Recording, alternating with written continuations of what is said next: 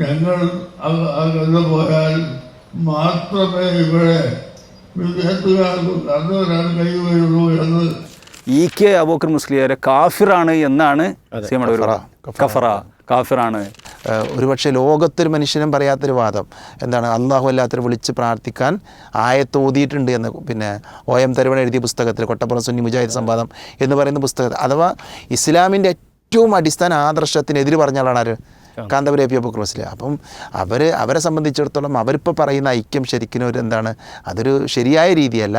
യഥാർത്ഥ ഐക്യം എന്താണ്, ആ ആശയം ഒഴിവാക്കി അവർ വിശുദ്ധ ഖുർആനിലേക്ക് വരിക, പ്രവാചകൻ സല്ലല്ലാഹു അലൈഹി വസല്ലമയുടെ സുന്നത്തിലേക്ക് വരിക എന്നുള്ളതാണ് യഥാർത്ഥത്തിലുള്ള ഐക്യം. അങ്ങനെ നമ്മൾ ഐക്യപ്പെടുന്നത്. നമുക്ക് ആദ്യമായിട്ടൊരു ക്ലിപ്പ് കണ്ടതിന് ശേഷം നമ്മുടെ വിഷയത്തിലേക്ക് വരാം. ഞങ്ങൾ അകന്നു പോയാൽ മാത്രമേ ഇവിടെ വിദേശത്തുകാർക്ക് കടന്നു വരാൻ കഴിയുകയുള്ളൂ എന്ന് ചില ആളുകൾ മനസ്സിലാക്കിയതിൻ്റെ പേരാണ് അങ്ങനെ ഉണ്ടായത്. ക്ലിപ്പ് കണ്ടല്ലോ, അത് കാന്തപുരം AP ഉസ്താദ് എന്ന് പറയുന്ന അദ്ദേഹത്തിൻ്റെ ഒരു ചെറിയ ഒരു സംസാരമാണ്. അദ്ദേഹം സംസ്ഥ പിളർന്നതുമായി ബന്ധപ്പെട്ട ചില കാര്യങ്ങളാണ് അദ്ദേഹം പറയുന്നത്. നമുക്കറിയാം, സംസ്ഥ പിളർന്നത് 1989 സംസ്ഥ പിളർന്നത്. അവിടുന്ന് അങ്ങോട്ട് AP-യും EK-യുമായി രണ്ട് വിഭാഗങ്ങളായി വലിയ തോതിൽ മത്സരങ്ങളുമായി പള്ളികളും മദ്രസകളും അതുപോലെ തന്നെ മറ്റെല്ലതും വേറെ വേറെയായി വെല്ലുവിളിച്ചുകൊണ്ട് മുന്നേറിക്കൊണ്ടിരിക്കുന്നൊരവസ്ഥ നമ്മൾ കാണുകയുണ്ടായി. ഈ പിളർപ്പ് തീർത്തും ബൗദ്ധികമായ അവരുടെ താല്പര്യങ്ങൾ തന്നെയായിരുന്നു എന്ന് എക്കാലത്തും നമുക്കറിയാവുന്നതാണ്. എന്നാൽ ഇന്ന് അതുമായി ട്ടുള്ള ചില സംസാരങ്ങൾ, അതിൽ ചില ശക്തികൾ, ബാഹ്യശക്തികൾ അതിൽ കടന്നു കയറി പിളർപ്പുണ്ടാക്കി എന്ന് പറയുന്നൊരവസ്ഥ, അത് പിന്നെ അതിൽ ഉന്നം വെക്കുന്നത് സലഫികളെ ആണ് എന്നുള്ളത് നമുക്ക് മനസ്സിലാക്കാൻ സാധിക്കും. ഷുറൈ സലഫി, സത്യത്തിൽ ഈ ഒരു വാദം അല്ലെങ്കിൽ ഇപ്പോൾ ഒരു കുംഭസാരം പോലെയുള്ള ഈ ഒരു സംസാരം, എന്താണ് ഈ പിളർപ്പിൻ്റെ സത്യാവസ്ഥ? ബിസ്മില്ലാഹി വസ്സലാത്തു വസ്സലാമു അലാ റസൂലില്ലാഹി വഅലാ ആലിഹി വസഹ്ബിഹി വസല്ലമ തസ്ലീമൻ കസീറ. ഇവിടെ സൂചിപ്പിച്ച പോലെ തന്നെ സമസ്ത പിളർന്നു. ആ പിളർപ്പിന് ശേഷം 8 നിലയിൽ പൊട്ടി വ്യത്യസ്ത കക്ഷികളായി, ഒരുപാട് വിഭാഗങ്ങളായി, ഒരുപാട് ത്വരീഖത്തുകളും അതേപോലെ തന്നെ ഓരോരോ മുസ്ലിയാക്കന്മാരും ഓരോരോ പാർട്ടിയായിട്ട് നൗഷാദിനെ പോലെയുള്ള ആളുകൾ അത് ആ നിലക്ക് പോയിക്കൊണ്ടിരിക്കുന്നു. അപ്പോൾ ഇതിൽ ആദ്യമായിട്ട് നമുക്ക് ചോദിക്കാനുള്ളൊരു ഒരു പിന്നെ കാര്യം, റസൂലുള്ളാഹി സ്വല്ലല്ലാഹു അലൈഹി വസല്ലമയാണ് ഇങ്ങനെ ഒരു സമസ്ത ഉണ്ടാക്കാൻ നിർദ്ദേശിച്ചത്. റസൂലുള്ളാഹി സ്വല്ലല്ലാഹു അലൈഹി വസല്ലമയുടെ കൽപ്പന പ്രകാരമാണ് സമസ്ത ഉണ്ടാക്കിയത്. സമസ്ത ഉണ്ടാക്കിയതിന് ശേഷം രജിസ്റ്റർ ചെയ്യാൻ കുറച്ച് കാത്തുനിന്നു. അത് റസൂലുള്ളാഹി സ്വല്ലല്ലാഹു അലൈഹി വസല്ലമയുടെ അനുവാദത്തിന് വേണ്ടി കാത്തു നിന്നതാണ് എന്നാണ് സമസ്ത രൂപീകരണത്തെക്കുറിച്ച് അവർ സാധാരണ പറയാറുള്ളത്. അപ്പോൾ നബി സല്ലല്ലാഹു അലൈഹി വസല്ലമയുടെ ആശീർവാദവും റസൂൽ സല്ലല്ലാഹു അലൈഹി വസല്ലമയുടെ എല്ലാവിധ പിന്നെ നിർദ്ദേശവും ഉപദേശക സമിതി റസൂലുള്ളാഹി സ്വല്ലല്ലാഹു അലൈഹി വസല്ലമയാണ് എന്ന് പറഞ്ഞ ഒരു സമസ്ത ഈ കോലത്തിൽ പിളരാൻ പാടില്ലല്ലോ. ഈ നിലക്ക് ആകാൻ പാടില്ല. എന്ന് മാത്രമല്ല, ഇവിടെ ഇപ്പോൾ സലഫികളുടെ അഥവാ കാന്തപുരം ഇപ്പോൾ വളരെ വൈകാരികമായിക്കൊണ്ട് ഈ ഒരു 94-95 വയസ്സായി അദ്ദേഹത്തിന്. ഈ സമയത്തും ഇങ്ങനെ സമൃദ്ധമായി കളവ് പറയാൻ പറ്റുന്നു എന്നുള്ളതാണ് ഏറ്റവും സങ്കടകരമായിട്ടുള്ള കാര്യം. നമ്മൾ ഏറ്റവും മനസ്സിലാക്കേണ്ട ഒരു കാര്യമാണ്. ഇവിടെ യഥാർത്ഥത്തിൽ പിന്നെ ഇതിൻ്റെ പിളർപ്പിൻ്റെ മുഖ്യ സൂത്രധാരൻ എന്ന് പറഞ്ഞാൽ കാന്തപുരം അബൂബക്കർ മുസ്ലിയാരായിരുന്നു. അത് ചരിത്രം എല്ലാവർക്കും അറിയുന്ന കാര്യമാണ്, നമ്മൾ കണ്ണടച്ച് ഇരുട്ടാക്കിയിട്ട് കാര്യമില്ല. എന്ന് മാത്രമല്ല, കാന്തപുരവും അതേപോലെ തന്നെ CM അടവൂരും ഉള്ളാൾ തങ്ങളും അതേപോലെയുള്ള അവരുടെ ഔലിയാക്കളും അതേപോലെ തന്നെ അവരുടെ ഏറ്റവും വലിയ മഹത്തുക്കളൊക്കെയാണ് ഇതിൻ്റെ പിന്നിൽ പ്രവർത്തിച്ചത് എന്ന് അവരുടെ പ്രഭാഷണങ്ങളും അവരുടെ എഴുത്തുകളൊക്കെ കാലങ്ങളിലായിക്കൊണ്ട് ഏത് സുന്നികൾക്കും അറിയുന്ന സംസ്കാർക്ക് അറിയുന്ന കാര്യമാണിത്. എന്ന് മാത്രമല്ല, ഇത് ഇപ്പം നമ്മളിത് ചർച്ചക്കെടുക്കാനുള്ള കാരണം, എത്രയോ കാലങ്ങൾക്ക് ശേഷം ഇതിൽ പ്രവർത്തിച്ചത് സലഫികളാണ് എന്ന് പറഞ്ഞ് സലഫികളുടെ പെരടയിൽ കെട്ടിവെക്കണം. അതെ, അതുകൊണ്ടാണ് നമ്മളിത് ചർച്ചയ്ക്ക് എടുക്കുന്നത്. അല്ലാതെ വിധേയത്തിൻ്റെ രണ്ട് കക്ഷികൾ പരസ്പരം പിളർന്ന് എന്തോ ആയിപ്പോകും എന്നുള്ളത് നമ്മളെ സംബന്ധിച്ചിടത്തോളം ഒരു കൺസേൺ അല്ല. അപ്പോൾ പിന്നെ സത്യത്തിൽ ഇവിടെ ഇപ്പോൾ CM അടവൂർ ഇത് സലഫികളുടെ ഒരു പ്രവർത്തനം കൊണ്ടാണെങ്കിൽ, അപ്പോൾ ഇവർ AP അബൂബക്കർ മുസ്ലിയാർ അദ്ദേഹം പിന്നെ വലിയാണ്, അവരുടെ വലിയമാരുടെ മുഷാവറ അംഗത്തിൻ്റെ പ്രസിഡൻ്റാണ് അദ്ദേഹം. അതേപോലെ തന്നെ EK അദ്ദേഹം ഖമറുൽ ഉലമ, അദ്ദേഹം വലിയാണ്. ഇതിൻ്റെയൊക്കെ അപ്പുറത്ത് ലോകം നിയന്ത്രിക്കുന്ന ആളാണ് CM അടവൂർ. അപ്പോൾ ഓരൊക്കെ പറയണ്ടേ ഇത് നമ്മൾ പിളരാൻ പാടില്ല, ഇത് സലഫികളുടെ പ്രവർത്തനമാണ്, നമ്മളതിൽ വശംബദ്ധരാകാൻ പാടില്ല, വീണെടുക്കാൻ പാടില്ല എന്ന് പറഞ്ഞ് ഇത് ഒരു ദിവ്യശക്തിയാൽ മുൻകൂട്ടി കണ്ട് ഒരു പരസ്പരം ജനങ്ങളെ ഇതിലുണ്ടാകാൻ പാടില്ല എന്ന് പറഞ്ഞ് നിർത്തുകയാണ് വേണ്ടിയിരുന്നത്. അപ്പോൾ ഇത് സൽഫികളുടെ പിന്നെ നിസ്സാരമായ പ്രവർത്തനത്തിൽ വീണു എന്നുള്ള സമ്മതിക്കലാണ് ഇപ്പോൾ ഇത്. ഏതായിരുന്നാലും നമ്മൾ മനസ്സിലാക്കേണ്ട ഏറ്റവും പ്രധാനപ്പെട്ട ഒരു സംഗതി എന്താണെന്ന് വെച്ചാൽ ഇവിടെ ഇവരെ പിളർപ്പുണ്ടായി. ഞാൻ പറഞ്ഞു ഈ പിളർപ്പിൻ്റെ പിന്നിലുള്ളത് കാന്തപുരം അബൂബക്കർ മുസ്ലിയാൻ്റെ കീഴിലുള്ള ഒരു ഉപജാക സംഘമായിരുന്നു, യാതൊരു സംശയമല്ല. എന്തെല്ലാം ഉണ്ടായി, എന്തെല്ലാം മഹല്ലുകൾ രണ്ടായി. അതേപോലെ തന്നെ പള്ളികളും മദ്രസകളും രണ്ടായി പിരിഞ്ഞു. മദ്രസകൾക്കിടയിൽ ഇടച്ചുമര് വന്നു, ഏകക്കാർക്ക്. ജാറങ്ങളുടെ പേരിൽ അടികളുണ്ടായി. ജാറങ്ങൾ പിന്നെ ഇന്ന കൂട്ടരുതാണ് എന്നുള്ളത്. കാരണം സാമ്പത്തികമായ സോഴ്സാണ്. അതിന് പിന്നെ ലക്ഷങ്ങളുടെ കോടികളുടെ തന്നെ പിന്നെ കേസ് പള്ളികൾക്ക് വേണ്ടി, മദ്രസകൾക്ക് വേണ്ടി, ജാറങ്ങൾക്ക് വേണ്ടി. വാപ്പയും മകനും രണ്ടായി. തൊലാക്ക് വരെ സംഭവിച്ചു. മഹല്ലുകളിൽ കത്തിക്കുത്തുണ്ടായി. വയനാട് ഒരാൾ പിന്നെ ശക്തമായി പിന്നെ മാരകമായ ആൾ കൊല്ലപ്പെട്ടു എന്നാണ് ഞാൻ മനസ്സിലാക്കുന്നത്. അതുവരെ അത് മരണപ്പെട്ടു. ഇതൊക്കെ ഇതിൻ്റെ പേരിലുണ്ടായതാണ്. എന്തെല്ലാം പ്രശ്നങ്ങളുണ്ടായി ഇങ്ങനെ. അതേപോലെ ഒരുപാട് പരസ്പരം കാഫിറാക്കുന്ന പ്രവർത്തനങ്ങൾ, ലക്ഷക്കണക്കിന് രൂപയുടെ പിന്നെ ഈ സാമ്പത്തിക ക്രമക്കേടുകളും ആരോപണങ്ങളും ഒക്കെ ഉണ്ടായി. എന്ന് മാത്രമല്ല പെരുന്നാൾ പോലും മുസ്ലിമീങ്ങൾ സന്തോഷിക്കേണ്ട, അഥവാ മുഅ്മിനീങ്ങൾ പരസ്പരം സന്തോഷിക്കേണ്ട പെരുന്നാളും നോമ്പും രണ്ടായി. ഒരേ വീട്ടിൽ തന്നെ സമസ്തക്കാർ ഒരാൾക്ക് ഒരു നോമ്പ്, ഇതിൻ്റെ പിന്നിൽ ആരാണ്? ഇതിൻ്റെ പിന്നിൽ ആരാണെന്ന് ശരിക്കും അവർ പിന്നെ ഓരോ ചരിത്രങ്ങൾ പരിശോധിക്കുന്ന ആർക്കും വരാം. AP അബൂബക്കർ മുസ്ലിയാരും അദ്ദേഹത്തിൻ്റെ കീഴിലുള്ള സംഭവമാണ്. അദ്ദേഹം സത്യത്തിൽ എന്താ ഉണ്ടായെന്ന് വെച്ചാൽ അദ്ദേഹം പിന്നെ സമസ്തയിലെ ഒരു മുഖ്യ ബോഡികളൊക്കെ വന്നു, അഥവാ ശരിയായ പിന്നെ സമസ്തയുടെ ബോഡികളിലൊക്കെ വന്നതിന് ശേഷം അദ്ദേഹത്തിൻ്റെ സംഘത്തിന് കുറേ ലക്ഷ്യങ്ങളുണ്ടായിരുന്നു. അദ്ദേഹത്തിന് പിന്നെ കുറേ ഉന്നത സ്ഥാനങ്ങളിലെത്തണം, അദ്ദേഹത്തിന് നേതൃസ്ഥാനത്ത് വരണം. അപ്പോൾ അതിന് എങ്ങനെയെങ്കിലും അത് പിടിച്ചെടുക്കാൻ വേണ്ടി അദ്ദേഹം പിന്നെ സമസ്തയിൽ തന്നെ പല മുസ്ലിയാക്കന്മാർ, അത് ഉള്ളാൾ തങ്ങളെ പോലെയുള്ള ആളുകളൊക്കെ അദ്ദേഹം വറുതിയിലാക്കി. അതിൻ്റെ മുമ്പ് അദ്ദേഹം എന്ത് ചെയ്തു വെച്ചാൽ സമസ്തക്ക് ഒരു രാഷ്ട്രീയ പാർട്ടി ഉണ്ടാവണം എന്ന് 1979 മുഷാവർക്ക് ഒരു നിവേദനം കൊടുക്കണം. സമസ്തക്ക് രാഷ്ട്രീയ പാർട്ടി വേണം. അപ്പോൾ സ്വാഭാവികമായിട്ട് അവിടെ ലീഗ് അവിടെ ഉണ്ട്. അപ്പോൾ ഒന്നില്ലെങ്കിൽ ഒരു പാർട്ടി ഉണ്ടാക്കണം, അല്ലെങ്കിൽ അവരുടെ വിദ്യാർത്ഥി യുവ സംഘടന അവർ രാഷ്ട്രീയ പാർട്ടിയാക്കിയിട്ട് പ്രഖ്യാപിക്കണം. പക്ഷേ അത് മുഷാർ അത് തള്ളിക്കളഞ്ഞു. പക്ഷേ ഈ സംഘം എന്തെന്ന് വെച്ചാൽ അതിൻ്റെ പിന്നിൽ ഒരുപാട് കളിക്കാൻ തുടങ്ങി. ഇവരുടെ സമസ്തയുടെ ഔദ്യോഗിക പേജുകളും ഔദ്യോഗിക സ്റ്റേജുകളിലൂടെയും ലീഗിനെ കുറ്റം പറഞ്ഞു തുടങ്ങി. അത് ഇയാൾ എന്തായാലും ചെയ്തതെന്ന് വെച്ചാൽ ലീഗിനെ അങ്ങനെ കുറ്റം പറഞ്ഞിട്ടുണ്ടെങ്കിൽ സ്വാഭാവികമായിട്ടും സമസ്തയിൽ തന്നെ ലീഗ് വിരോധികളായിട്ടുള്ള ആളുകളുണ്ടാവും, അയാളെ കയ്യിൽ പിടിക്കുക, അവരെ കയ്യിലെടുക്കുക എന്നുള്ളതാണ്. അങ്ങനെ കുറേ ആളുകളെ, കുറച്ച് പണ്ഡിതന്മാരെയും കുറേ അണികളെയൊക്കെ ഇയാൾക്ക് എടുക്കാൻ കഴിഞ്ഞു.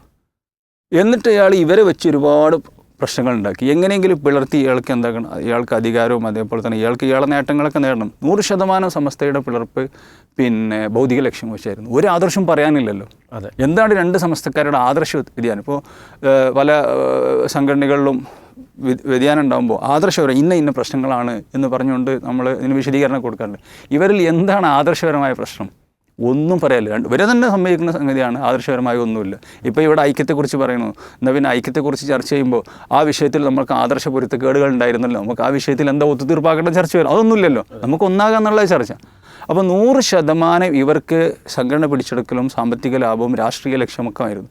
അങ്ങനെ ലീഗിനെ കുറ്റം പറഞ്ഞു എത്രത്തോളം തന്നെ AP അബൂബക്കർ മുസ്ലിയാർ പറഞ്ഞു എന്ത് പിന്നെ ലീഗ് പേച്ച പാർട്ടിയാണ് എന്ന് പറഞ്ഞു.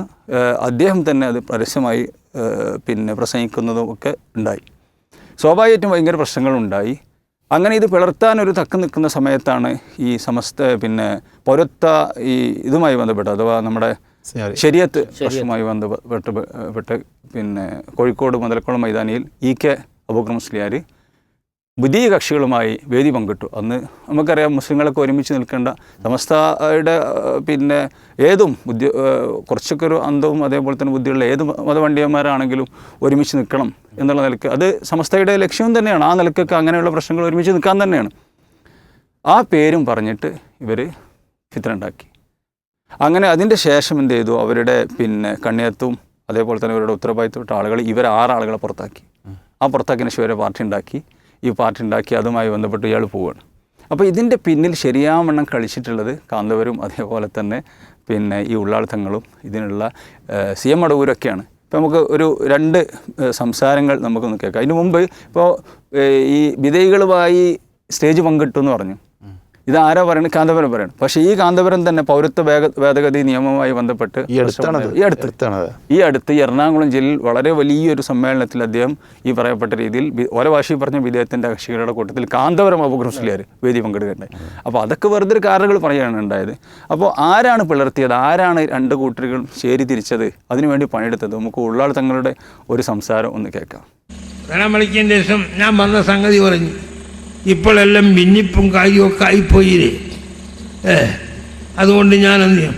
അന്താരൽ ഹക്ക്, നിങ്ങൾ ഹക്കിൻ്റെ മേൽ അടിയുറച്ചു നിന്നോളൂ. ആ പറഞ്ഞ ഉസ്താദല്ലേ, ഇക്ക് ഉസ്താദല്ലേ, ഞാൻ എന്ത് ചെയ്യണം? അന്താരൽ ഹക്ക്, നീ ഹക്കിൻ്റെ മേൽ അടിയുറച്ചു നിന്നോളണം. വീണ്ടും അപ്പോൾ കണ്ടില്ലേ, ഉള്ളാൾ തങ്ങൾ CM അടവൂരെ കാണാൻ പോയതാണ്. എന്നിട്ട് പോയി പറഞ്ഞു, എന്തൊക്കെയാണ് ആകപ്പാടെ പ്രശ്നമല്ലേ, കുത്തിത്തിരിപ്പും പ്രശ്നങ്ങളും പിളർപ്പും. ഏത് റസൂലുള്ള ഉണ്ടാക്കിയ പാർട്ടിയിലാണ് ഇപ്പോൾ ഇത്. ആരോടെ പറയണത്? ഒരു വലിയ വേറൊരു വലിയനോട് പറയാണ്. അപ്പോൾ ഈ 2 വലിയന്മാർക്കും ജാറുണ്ട്. അപ്പോൾ വലിയ പ്രശ്നമല്ലേ, എന്താണ് ഇപ്പോൾ ഇങ്ങനെ ബുദ്ധിമുട്ടിലായിട്ട് ആയല്ലോ എന്ന് പറഞ്ഞപ്പോൾ ഇദ്ദേഹം പറഞ്ഞ്, നിങ്ങൾ ഹക്കിൻ്റെ മേൽ അൻതാലൽ ഹക്കിൻ്റെ മേൽ ഉറച്ചു നിൽക്കണം. ഹക്കിൻ്റെ മേലിലാണല്ലോ. അപ്പോൾ ആരെ കൂടെയാണ്? APൻ്റെ കൂടെയാണ്. അപ്പോൾ APൻ്റെ കൂടെയാണ് ഹക്ക് എന്ന് ആരാ പറയണത്? CM അടവൂരാ പറയണത്. നോക്കണം നിങ്ങൾ. അപ്പോൾ CM അടവൂർ APൻ്റെ കൂടെ നിൽക്കണമെന്നും പിന്നെ അതാണ് ഹക്ക് എന്ന് പറഞ്ഞ് അത് ജനങ്ങൾക്ക് ഇവിടെ ഉത്തരവാദിത്തപ്പെട്ട വേറൊരു വലിയ പറഞ്ഞു കൊടുക്കണം. അതിൻ്റെ അർത്ഥം എന്താ? ആരാ വിഭാഗീയത ഉണ്ടാക്കുന്നത്? ഇതേപോലെ തന്നെ കർണാടകയിലെ ഇവർ സാധാരണ എപ്പോഴും കൊണ്ടെടുക്കുന്ന ഇവരുടെ ഒരു പ്രധാനപ്പെട്ട പിന്നെ ഒരു രാഷ്ട്രീയ പ്രവർത്തകനാണ് CM ഇബ്രാഹിം എന്ന് പറഞ്ഞ കർണാടകയിലെ ഒരു മന്ത്രിക്കായിരുന്നു. അദ്ദേഹത്തിൻ്റെ ഒരു ക്ലിപ്പും കൂടി നമുക്ക് കേൾക്കാം. അന്ന് എറണാകുളത്തുള്ള സന്ദർഭത്തിൽ ഞാൻ APൻ്റെ കൂടെ അല്ല, അന്നും ഞാൻ സ്നേഹിച്ചത് EK ഉസ്താദിനെയാണ്. ഷേഖുന മടൂർ അബൂബക്കർ മുസ്ലിയാർ ഖദ്ദസല്ലാഹു സിറൽ അസീസ് മകനാക്കാട്ടി അധികം എന്നെ സ്നേഹിച്ചിരുന്നു മഹാനവർകൾ. കുട്ടിച്ചേര പോയി. ഞാൻ വളരെ സന്തോഷത്തോട് എറണാകുളം ഒരു സമ്മേളനമുണ്ട്, അത് വിജയിക്കുമെന്ന് എനിക്ക് തോന്നില്ല, EK ആയിരിക്കും വിജയിക്കുക എന്ന് പറയുമ്പോഴത്തേക്ക് വലിയുള്ളാഹി മടൂർ അബൂബക്കർ മുസ്ലിയാർ ഖദ്ദസല്ലാഹു സിറൽ അസീസ് ഉടനെ എണീച്ചിരുന്നു. പറഞ്ഞേ, തോബ ചെയ്യുക, തോബ ചെയ്യുക. മുഖം ചോന്നുപോയി. ഞാനോ എല്ലാം കൂടി പേടിച്ച് ഞാൻ പറഞ്ഞു, തോബ ചെയ്തു. മുസ്ലിയാരെ, എന്താണ് നിങ്ങൾ പറയുന്നത്? EK നിങ്ങൾ അമ്മാമനല്ലേ? പറഞ്ഞു, ഉള്ളാളം തങ്ങൾ AP വിഭാഗം ഹക്കാണ്, ഉള്ളാളം തങ്ങൾ AP വിഭാഗം ഹക്കാണ്, ഹക്ക് ഹക്കാവും. കണ്ടില്ലേ? അപ്പോൾ ഇദ്ദേഹം അടവൂരെ കാണാൻ പോയതാണ്. അപ്പോൾ ഇവർ പിളർപ്പിന് ശേഷം 1ാമത്തെ സമ്മേളനം APയുടെ സമ്മേളനം എറണാകുളത്ത് നടക്കുകയാണ്. അപ്പോൾ ഇയാൾ എന്ത് പറഞ്ഞു? EKൻ്റെ സമ്മേളനം വേറെ സ്ഥലത്തുണ്ട്, അപ്പോൾ പിന്നെ അതാണ് വിജയിക്കാൻ തോന്നുന്നു, അഥവാ ശരിയായ സമസ്തയുടെ സമ്മേളനമാണ് വിജയിക്കാൻ തോന്നുന്നു എന്ന് പറഞ്ഞപ്പോൾ തൗബ ചെയ്യുക, അത് ശരിയല്ല, നിൽക്കുന്ന നിലപാട് ശരിയല്ല, ഞാൻ EKൻ്റെ ആളായിരുന്നു എന്ന് പറഞ്ഞപ്പോൾ അത് ശരിയല്ല, APൻ്റെ സമ്മേളനത്തിന് പോകണം. എന്നിട്ട് അതിൻ്റെ ശേഷം അയാൾ പറയുന്നുണ്ട്, എനിക്ക് രാഷ്ട്രീയമായ ഭയങ്കര സമ്മർദ്ദമൊക്കെ ഉണ്ടായി, EKൻ്റെ സമ്മേളനത്തിനാണ് പോകേണ്ടത്, പക്ഷേ എനിക്ക് വലുത് CM അടവൂരാണ്. അപ്പോൾ ഞാൻ ചോദിക്കുന്നത്, ഈ EKക്കാരും വലിയ പടച്ചവനായി കൊണ്ടെടുക്കുകയാണ് CM അടവൂരിന്. ഈ CM അടവൂരാണ് APൻ്റെ കൂടെ നിൽക്കാൻ പറഞ്ഞത്. അപ്പോൾ ഇത്രയധികം പ്രശ്നങ്ങളും വിവാദികളുണ്ട്. എത്രത്തോളം എന്ന് വെച്ചാൽ നമ്മൾ കഴിഞ്ഞ ക്ലിപ്പിൽ നമ്മൾ വിശദീകരിക്കാൻ വിട്ടുപോയതാണ് സംഗതിയാണ്. EK അബൂബക്കർ മുസ്ലിയാരെ കാഫിറാണ് എന്നാണ് CM അടവൂർ കാഫിറാണ്. അപ്പോൾ കഫറിൻ്റെ എന്താണ് ആ ഇതുകൊണ്ട് ഉദ്ദേശിച്ചത് എന്നൊക്കെ വിശദീകരിക്കുന്നുണ്ട്. അപ്പോൾ ഇത്രയധികം പ്രശ്നങ്ങളുണ്ടായി. എന്നിട്ട് ഇതൊക്കെ സലഫികളുടെ മേലിൽ കെട്ടിവെക്കാൻ, പെരടിയിൽ കെട്ടിവെക്കാൻ ശ്രമം നടത്തുകയാണ് ഇപ്പോൾ ഇവിടെ. ഇപ്പോൾ ഈ അടുത്ത് ഇന്നലെയായിട്ട് പിന്നെ ബഷീർ ഫൈസ് കൂടത്തായിയുടെ അദ്ദേഹം പിന്നെ EK സമസ്തയിലുള്ള ആളാണ്. അപ്പോൾ ഈ അമ്പലക്കടവ് പോലൊക്കെ പിന്നെ ഈ പിളർപ്പിനെ കാന്തപുരത്തിൻ്റെ ഈ സംസാരത്തെ അനുകൂലിച്ച് ഇപ്പോൾ കാന്തപുരത്തിന് കൂടെ കൂടാം, കാരണം നമുക്കറിയാം ആഭ്യന്തര പ്രശ്നങ്ങളാണ്, ഷജറ വിഷയങ്ങളൊക്കെ നമുക്കറിയാം. അപ്പോൾ ബഷീർ ഫൈസിയുടെ ഒരു ഫേസ്ബുക്ക് പോസ്റ്റ് ഉണ്ട്. അദ്ദേഹം പറയുന്ന വളരെ രസകരമായ ചില സംഗതികളുണ്ട്. ഷംസുൽ ഉലമയെ പെട്ട പ്രതിയാക്കി ഐക്യമോ, സമസ്ത ഭിന്നതയിൽ ബാഹ്യശക്തിയോ. അപ്പോൾ ബാഹ്യശക്തികൾ ഉണ്ട് എന്നാണല്ലോ ഇപ്പോൾ AP പറഞ്ഞത്. അപ്പോൾ അങ്ങനെ ബാഹ്യശക്തികളുണ്ടോ? എന്നിട്ട് അദ്ദേഹം ഇങ്ങനെ പറയാണ്, കണ്ണിയത്ത് ഉസ്താദും ഷംസുൽ ഉലമയൊക്കെ അങ്ങേയറ്റം ക്ഷമിച്ചു, കാന്തപുരത്തിൻ്റെ കുത്തിത്തിരിപ്പ് അങ്ങേയറ്റം ക്ഷമിച്ചു. അങ്ങനെ അവസാനം ക്ഷമയുടെ നെല്ലിപ്പടി കണ്ടതിന് ശേഷമാണ് പോലും അദ്ദേഹത്തെ പുറത്താക്കിയത്. അപ്പോൾ അദ്ദേഹത്തിൻ്റെ കുത്തിത്തിരിപ്പാണ്, അല്ലാതെ ബാഹ്യശക്തികളല്ല. അങ്ങനെ ബാഹ്യശക്തികളാണ് എന്ന് ഇപ്പോൾ പറയുന്നുണ്ടെങ്കിൽ അത് പിന്നെ ഈ സലഫികൾക്ക് അവരുടെ പ്രവർത്തനം വിജയിച്ചു എന്ന് അംഗീകരിച്ചു കൊടുക്കലാണ്. ഇത്ര കാലം സമസ്തക്ക് അതിൻ്റെ ആവശ്യം ഉണ്ടായിട്ടില്ല. അതോ അന്ന് പിളരുന്ന സമയത്തും ഉണ്ടായിട്ടില്ല, 100 കൊല്ലം കഴിയുമ്പോൾ ഇപ്പോഴും ഉണ്ടായിട്ടില്ല. അപ്പോൾ വെറുതെ അതിന് പിന്നെ എന്താണ് ഇത് കൊടുക്കേണ്ട ആവശ്യമില്ല എന്ന് മാത്രമല്ല, ഇപ്പം നിങ്ങൾക്ക് അന്ന് പിളർന്ന് പോയത് ശരിയായില്ല എന്ന് തോന്നില്ല, നിങ്ങൾ തിരിച്ചു വരികയാണ് വേണ്ടത്. തീർച്ചയായിട്ടും തിരിച്ചു വരികയാണ് വേണ്ടത്. അവസാനം മൂപ്പര് പറയുന്നുണ്ട്, ഒക്കെ കബളിപ്പിക്കപ്പെട്ടു വിധേയപ്പെട്ടു എന്ന് പറഞ്ഞാൽ സ്വയം ബലഹീനതയുണ്ടെന്ന് എന്താണ് അംഗീകരിച്ചു കൊടുക്കലാണ്. എന്നിട്ട് അവസാനം മൂപ്പര് പറയണം, മുഖം പൊത്താം, അത് ഉടുമുണ്ട് പൊക്കിയാവരുത്. അപ്പോൾ നമ്മൾ എല്ലാവിധം നിലമേലും കളഞ്ഞിട്ടായരുത് എന്ന് പറഞ്ഞുകൊണ്ട് എഴുതിയ ഒരു എഴുത്തുകൂടി കാണാൻ ശ്രദ്ധിക്കാനുണ്ടായി. ഏതായിരുന്നാലും നമ്മെ സംബന്ധിച്ചിടത്തോളം അവർ പിളർന്നില്ല എന്നുള്ള നമ്മുടെ വിഷയമല്ല. അവർ ഈ വിധത്തിനും കുഫർ ഉണ്ടാക്കാനാണ് ഇവിടെ ആര് പിളർന്നാലും എത്ര ആയാലും അതിനവർ ശ്രമിച്ചിട്ടുള്ളത് എന്നുള്ളതാണ് സൂചിപ്പിക്കാനുള്ളത്. ഷമീർ മൗലവി, ഇതിൽ എന്താണ് കൂട്ടിച്ചേർക്കാനുള്ളത്? പിന്നെ ഇതിൽ ബിസ്മില്ലാ കാന്തപുരം എ പി ബക്കർ മുസ്ലിയാർ നമ്മളാണേലും ശരിക്കും പിന്നെ പിളർത്തിയെന്നുള്ളൊരു ഒരു ധ്വനി അതിലുണ്ട്, ആ വാചകത്തിലുണ്ട്. അപ്പോൾ അതല്ല എന്നുള്ളത് ഇവിടെ വളരെ വ്യക്തമാണ്. കാരണം നമുക്ക് അവരെ സംബന്ധിച്ചിടത്തോളം ബിദഅത്തിൻ്റെ കക്ഷികളാണ്, യഥാർത്ഥ അഹ്ലുസുന്നയിലല്ല എന്ന് വിശ്വസിക്കുന്ന ആളുകളാണ് സലഫികൾ. എന്നാൽ നേരത്തെ ഷറീഫ് സലഫി സൂചിപ്പിച്ചതുപോലെ ഒരു മുസ്ലിം ഉമ്മത്തിൻ്റെ പൊതുവിഷയങ്ങളിലൊക്കെ ഒരുമിച്ച് നിൽക്കണമെന്ന നിലപാട് മുമ്പ് കാലത്തും ഇന്നും നിലവിലുണ്ട്. അതിൽ നിന്ന് മാറി നിന്നത് കാന്തപുരം വിഭാഗം മാത്രമാണ്. പക്ഷേ അവരിപ്പോൾ ഈ ഒരു സമയത്ത് കുറേയൊക്കെ ചില പ്രോഗ്രാമുകളിലൊക്കെ അവരെന്ത് ചെയ്യാറുണ്ട്, വരാറുണ്ട്. നമ്മളതിന് അത്തരം വിമർശനങ്ങളൊക്കെ ഒന്നും പോകുന്നില്ല. പക്ഷെ ഇവിടെ ഒരു പ്രശ്നം എന്താ വെച്ചാൽ, ഒന്ന് ബിദഅത്തിൻ്റെ കക്ഷികളാണ് എന്ത് ചെയ്തത്, അവർ പിരിഞ്ഞു.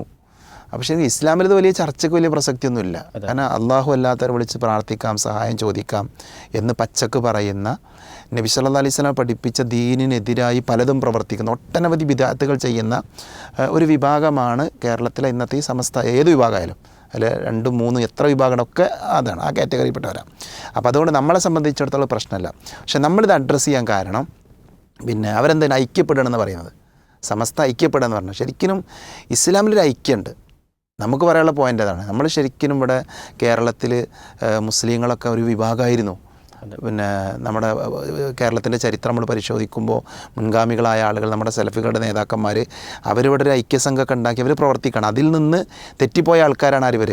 അപ്പോൾ ശരിക്കുള്ള ഐക്യം എവിടെ ഉണ്ടാകേണ്ടത്? നബി സല്ലല്ലാഹു അലൈഹി വസല്ലം പഠിപ്പിച്ചൊരു ഐക്യത്തിലേക്കാണ് അവർ വരേണ്ടത്.